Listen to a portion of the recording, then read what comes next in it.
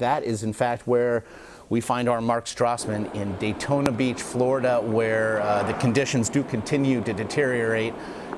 Mark, how is it as first light has now dawned there?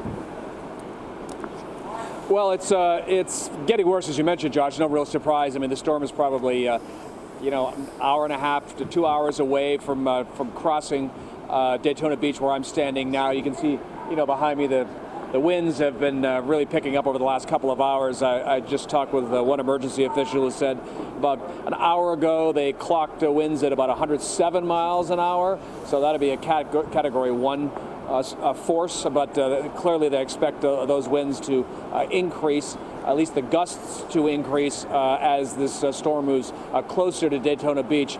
By and large, they're satisfied, local emergency officials, with how things are going. They have not had to respond to emergency calls of any kind from holdouts, for instance. But they've also said that it's really too late. If you're hunkered down somewhere, you're supposed to stay put. All the bridges are closed. It's just too dangerous to drive over them throughout the county. And so at this point, people are told, stay where you are and hope for the best. And that's what everybody is doing here. And Josh, the other thing to keep in mind too is, so far so good, really. There's damage here, yes, they expect that, but it's not ruinous damage, at least not so far. And as long as Matthew stays off the coast, it'll spare this coast of much of the catastrophe that had been feared for the last couple of days. So fingers crossed here, but again, not out of this storm by any means yet. It does seem, again, that the streets behind you are relatively empty, which would suggest evacuations there, efforts there, Mark. The warnings were heeded, if nothing else. Is that your sense? Yeah, absolutely. No question, Josh. By and large, people listened. When Governor Scott came on yesterday and said, this storm will kill you, couldn't get more direct, couldn't get more ominous. And at the same point, they had upgraded this storm from a Category 3 to a Category 4. At that point, a lot of people you know what, we thought we were going to stay, but we're out of here. And so we saw people yesterday, mid-afternoon, packing up their car and trying to head inland, while the getting was still good.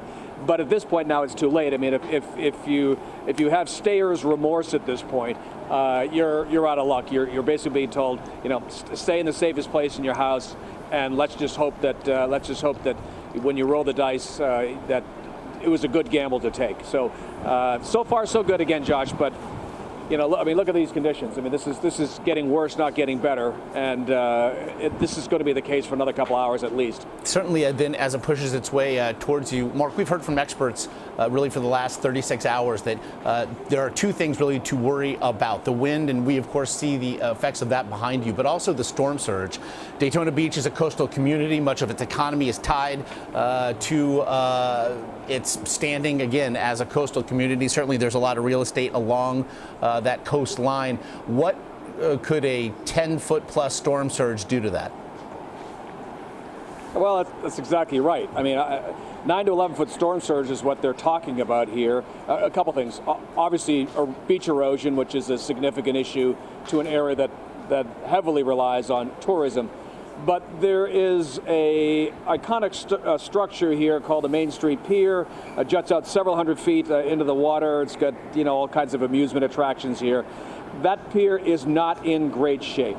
And the worry here among local officials is a significant storm surge could potentially collapse that pier, and the city is self-insured on that pier. So that is, for instance, one issue, one iconic structure that people are clearly worried about. That is, they hope that Matthew stays offshore far enough that the storm surge is not so significant, and that in turn would protect or at least spare structures like that pier, along with some of the other buildings that are up and down the coast.